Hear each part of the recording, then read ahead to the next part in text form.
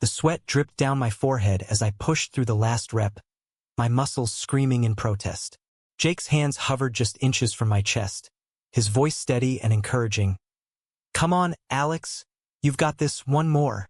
But when his fingers brushed my skin to adjust my form, a jolt shot through me that had nothing to do with the workout, and everything to do with the way his touch lingered a second too long.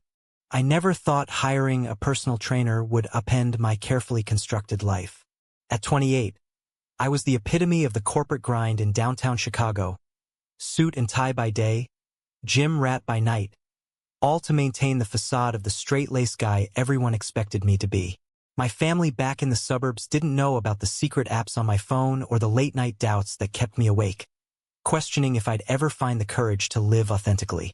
Jake entered the picture on a rainy Tuesday afternoon. I'd signed up for sessions at Elite Fitness after a doctor's warning about my rising cholesterol, figuring a pro could whip me into shape without the hassle of group classes. He was 30, built like a Greek statue with tousled brown hair and eyes that crinkled when he smiled. Professional, charismatic, and disarmingly straightforward.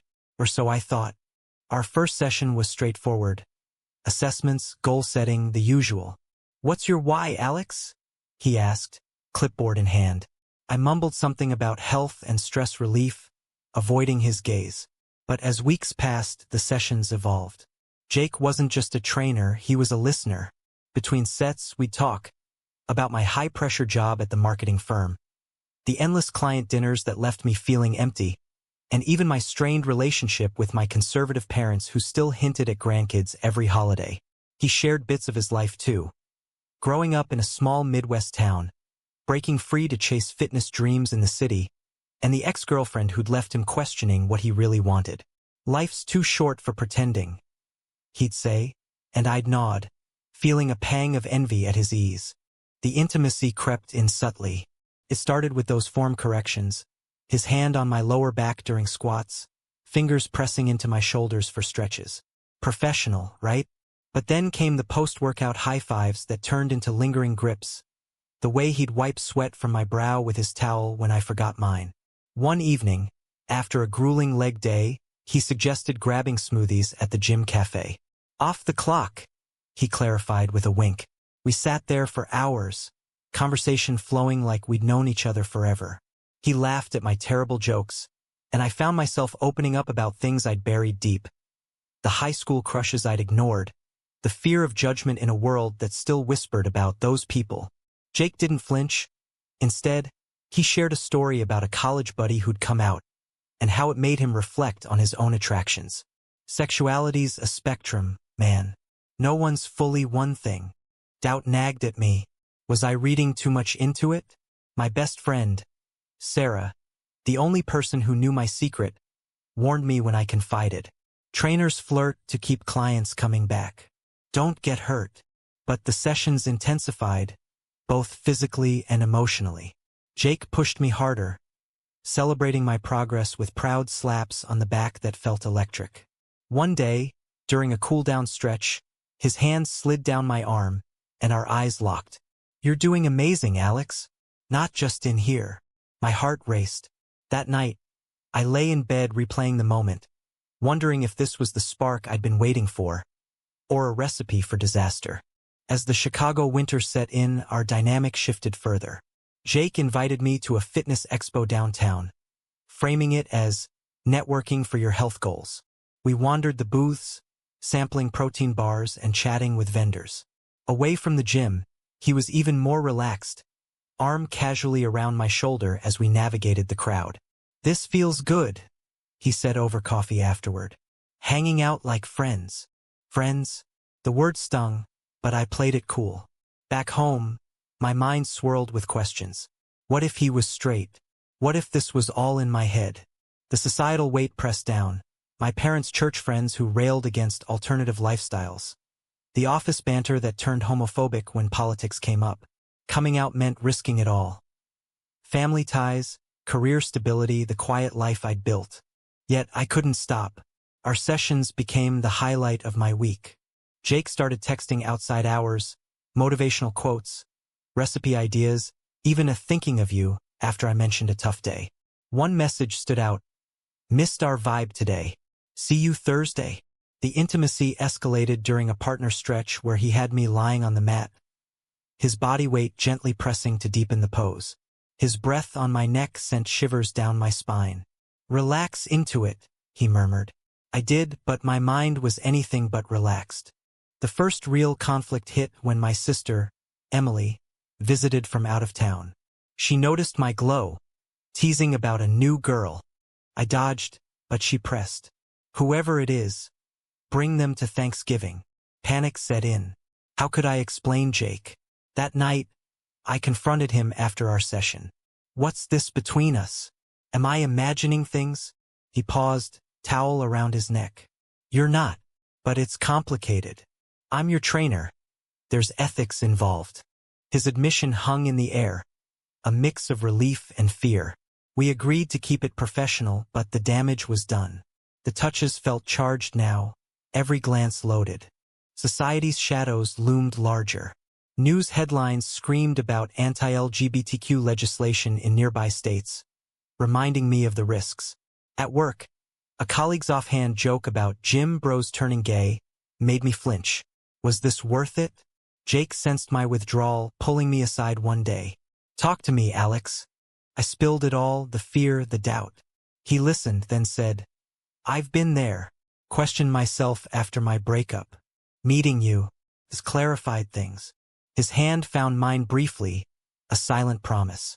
The weeks following our confession blurred into a whirlwind of stolen moments and mounting pressure. Jake and I navigated the gym like a minefield, careful not to let our growing connection show. But outside those walls, the pull was undeniable. We started meeting for casual runs in Grant Park, the crisp air masking our heated conversations. I can't stop thinking about you, he admitted one foggy morning, our paces syncing effortlessly. I felt alive, but guilt gnawed at me. Deceiving my family, hiding from friends. Sarah, ever the voice of reason, met me for coffee. This sounds romantic, but what if he's using you? Trainers have power dynamics. Her words echoed my fears, yet Jake's sincerity shone through in quiet acts. A homemade protein shake left in my locker, a playlist of songs that mirrored our talks. The first major clash came at a family dinner. My parents had invited me over for pot roast, the kind of evening filled with small talk and unspoken expectations. Dad, a retired cop, ranted about woke culture ruining sports, while Mom nodded along. Remember that trainer you mentioned? Bring him by sometime. We could use fitness tips. I choked on my water, mumbling excuses. That night, I vented to Jake over text. His response, come over. Let's talk in person. His apartment was a cozy loft in Wrigleyville, posters of marathons on the walls. We sat on the couch, inches apart. Your family's views don't define you, he said, his hand on my knee. The touch was innocent, but it ignited something deeper. We talked until dawn, sharing dreams and fears. For the first time, I felt seen not as the perfect son, but as me. Word spread subtly at the gym. A fellow client, Mark, a burly guy in his 40s, overheard us laughing too intimately and shot us a look. Later, he cornered me in the locker room. Watch yourself, kid. Not everyone's cool with that stuff here. His words stung, a reminder of the undercurrents of intolerance even in progressive Chicago. Jake brushed it off when I told him, ignore the haters. We're not hurting anyone. But the incident planted seeds of doubt. What if this affected his job? Trainers relied on reputation. Rumors could tank clients. As our bond deepened, so did the intimacy. No longer just touches during workouts, but hugs goodbye, fingers intertwined during walks. One evening, after a movie at his place, he leaned in, our foreheads touching. I want more than sessions, Alex. My heart soared, but reality crashed in. What about ethics? Your career? He sighed. I've thought about quitting the gym, starting freelance. The idea thrilled and terrified me. Quitting for me? It felt romantic. But was it fair? External pressures mounted. At work, my boss assigned me a project promoting a conservative client's brand, one known for anti-gay stances. Hypocrisy burned as I drafted copy, all while texting Jake under the desk. Then came the bombshell. Emily found an old photo on my phone of Jake and me at the expo, arms linked. She confronted me over lunch. Is this why you've been distant? Alex, Mom and Dad will freak. Tears welled as I admitted everything. I love him, Em. Her face softened, but worry lingered. Just be careful. The world's not as accepting as you think. Jake's past resurfaced too. His ex, Lisa, showed up at the gym unannounced, all smiles and nostalgia. Heard you're doing great, she said, eyeing me suspiciously. Later, Jake explained. We ended because I realized I wasn't fully into women. She's supportive, but it stings. Jealousy flared, irrational but real. Does she want you back? He laughed. No, Alex. You're it for me. Reassured, we planned our first real date. A quiet dinner in Boys Town, Chicago's gay neighborhood. Walking hand in hand felt liberating, but stares from passers-by reminded me of the risks. The turning point came during a heated argument. After a bad day, I snapped at Jake during a session. This is too much. Hiding, worrying. He pulled me into the empty studio. Then let's stop hiding. Tell your family. Fear gripped me. I can't. They'll disown me. His eyes flashed. So what? Live for them or for us? The words hung heavy, forcing me to confront my cowardice. Society's conflicts amplified our personal ones. Protests erupted downtown over a new bill restricting LGBTQ rights in schools. Headlines blaring division. Jake wanted to attend a rally. I hesitated, fearing exposure. This is who we are, he urged. Reluctantly, I went signs in hand. The energy was electric, but spotting a coworker in the crowd sent me into panic. I bolted, leaving Jake confused. That night, we reconciled on his balcony. City lights twinkling below. I'm scared, I confessed. He held me. Me too. But together we can face it. As File 2 closed, our love felt solid, yet fragile. Tested by the world, but resilient. Unbeknownst to us, bigger trials awaited. The rally aftermath hit hard. My coworker, Tom, cornered me at the office water cooler. Saw you at that protest. Didn't peg you for the type. His tone dripped sarcasm, a veiled threat. I played it off as supporting a friend, but paranoia set in. Whispers followed me down hallways, performance reviews suddenly scrutinizing. Jake noticed my stress during sessions. Talk to me, he coaxed, but I withdrew, fearing vulnerability would crack me further. Our relationship strained under the weight. Dates became tense, arguments frequent. You're ashamed of us, Jake accused one night over takeout. No, I'm protecting us, I shot back. Truth was, I was torn, craving openness but dreading fallout. Emily tried mediating, inviting us for coffee. He's good for you, Alex, she said, warming to Jake, but her support highlighted the chasm with our parents. Don't tell them yet, I begged. The pivotal moment arrived when Jake's gym boss called him in. Rumors had reached management. Inappropriate client relations. It's unprofessional, the boss barked. Jake defended us. We're adults, consenting. But the warning stuck. Shape up or ship out. Devastated, he confided in me. This could end my career here. Guilt consumed me. It's my fault. He shook his head. No, societies. But we fight back. Inspiration struck. Jake proposed we go public subtly, update social media profiles, attend events as a couple. I balked. Too soon. But pressure built. At a friend's wedding, Sarah dragged me aside. Stop hiding. Life's short. Her words echoed Jake's earlier sentiment. That night, emboldened by champagne, I posted a photo of us on Instagram. Caption, grateful for this guy. Likes poured in, but so did backlash. An old high school buddy messaged, dude, really? Thought you were normal. Family fallout was inevitable. Mom called the next day, voice trembling. What's this picture? Is he your boyfriend? I froze, then admitted. Yes, Mom. I'm gay. Silence stretched, then tears. How could you? What about our values? Dad got on the line, furious. This is a phase. Come home. We'll sort it. I refused, hanging up amid sobs. Jake held me as I broke down. They'll come around, he whispered, but doubt lingered. Societal debates raged on. A local news segment featured anti-LGBTQ activists protesting pride events, claiming family values under attack. Jake and I watched, arms entwined. This is why we matter, he said. Motivated, we volunteered at a community center mentoring queer youth. Hearing their stories, bullying, rejection mirrored my own, fueling resolve. Yet, internal conflicts persisted. Jake's freelance dreams clashed with stability. I could train privately, but it's risky. I offered support. We'll figure it out. But finances strained. My job security wobbled post-outing.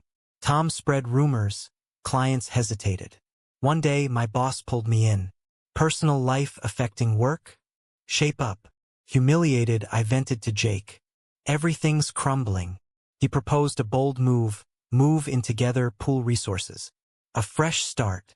The idea terrified yet excited me. The climax built at Thanksgiving.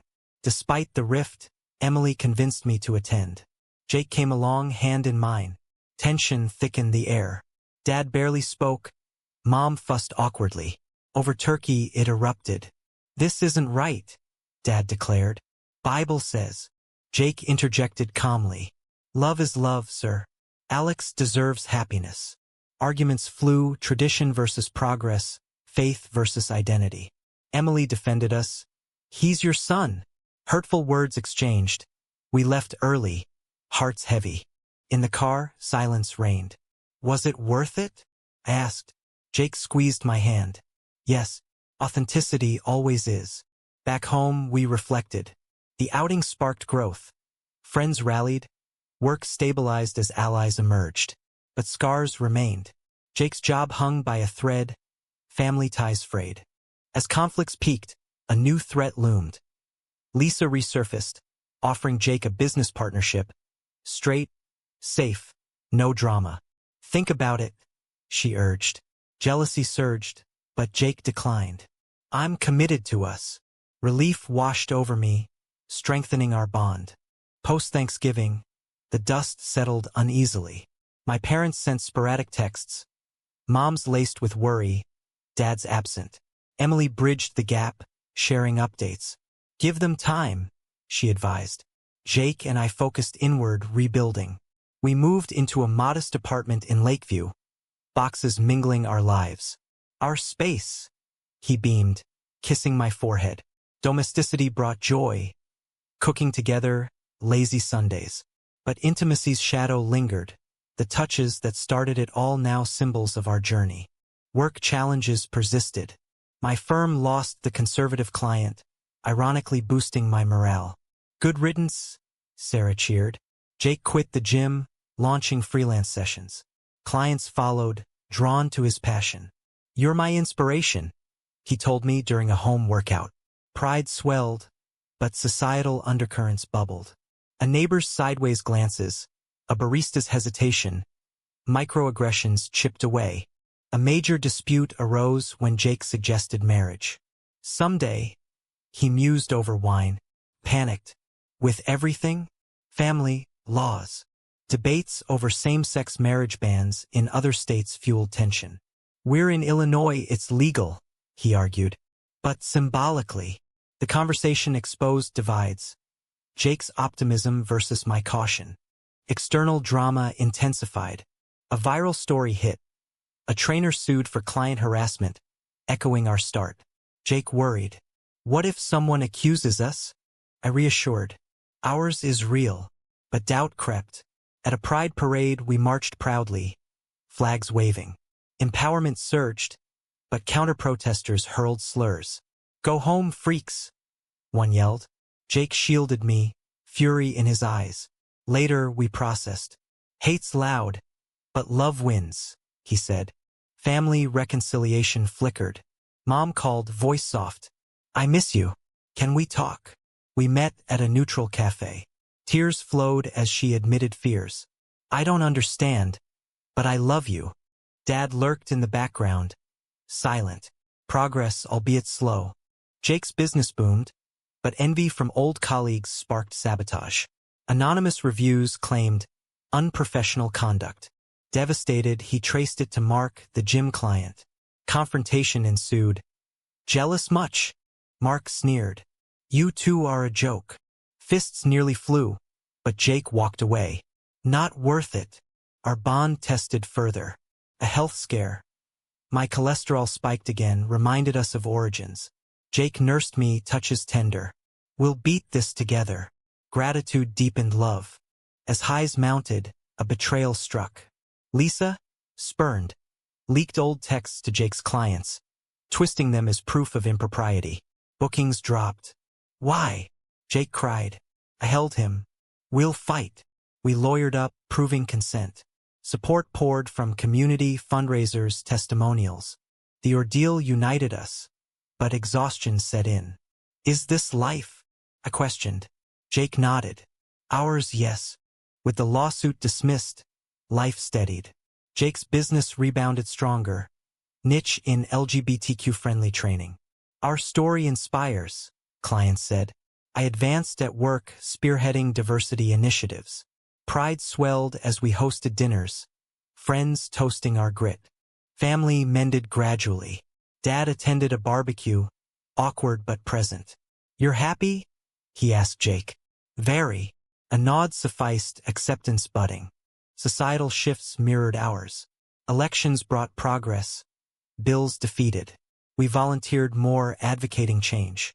Intimacy evolved, from gym touches to everyday affection. You changed me, Jake murmured one night, stars above. Yet, reflections lingered. Had we rushed?